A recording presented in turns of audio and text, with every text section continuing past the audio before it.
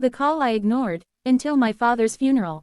That missed call, from your parent, might be their last attempt to say goodbye. I learned this too late. Watch till the end of this story and learn from my mistake.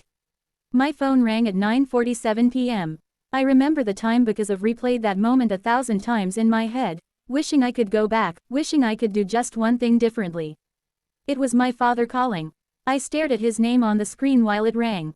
I didn't smile. I didn't feel warmth. I felt tired. I felt distracted. I felt like I could deal with it later. I'll call him tomorrow, I said to myself, without knowing I was making the most irreversible decision of my life. The ringing stopped, and with it, so did my chance to ever hear his voice again. My father was not a man of words. He never knew how to say, "I love you." Instead, he showed it in ways that hurt his body but protected my future. His hands were always cracked and swollen from years of work. His clothes were old, his shoes worn, but he never complained. Every sacrifice he made was silent, invisible, and done out of love. I never thanked him. I never noticed how tired he was becoming. I thought he would always be there. The next morning, my phone rang again. This time, my heart felt strange even before I answered.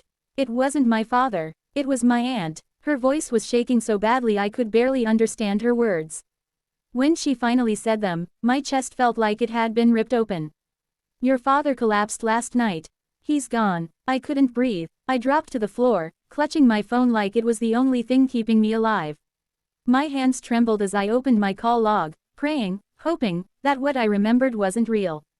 But it was there. Missed call. Dad. That single line burned deeper than any wound I have ever felt. That call wasn't a mistake. It wasn't random. It wasn't casual. That call was his final attempt to reach me. At his funeral, I stood there numb, staring at a coffin that held a man who had given me everything and asked for nothing. Then the pastor said something that destroyed me completely. He said my father had tried calling someone late that night. He had told a neighbor, in a soft voice, "I just want to hear my child's voice before I sleep." That was when I broke. That call wasn't about conversation. It wasn't about catching up. It was about comfort. It was about goodbye. And I ignored it. I will never know what he wanted to say. I will never hear his voice say my name again.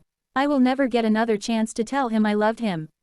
Every night, I imagined my father holding the phone, waiting, hoping, believing I would answer.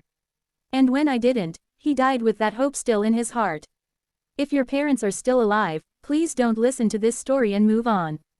Call them, even if you're tired, even if you're busy, even if you think you have time. One day, your phone will stop ringing, and the silence will destroy you. If this story made you pause, or think of someone you love, stay with this channel, subscribe, so you never forget to answer the calls that matter.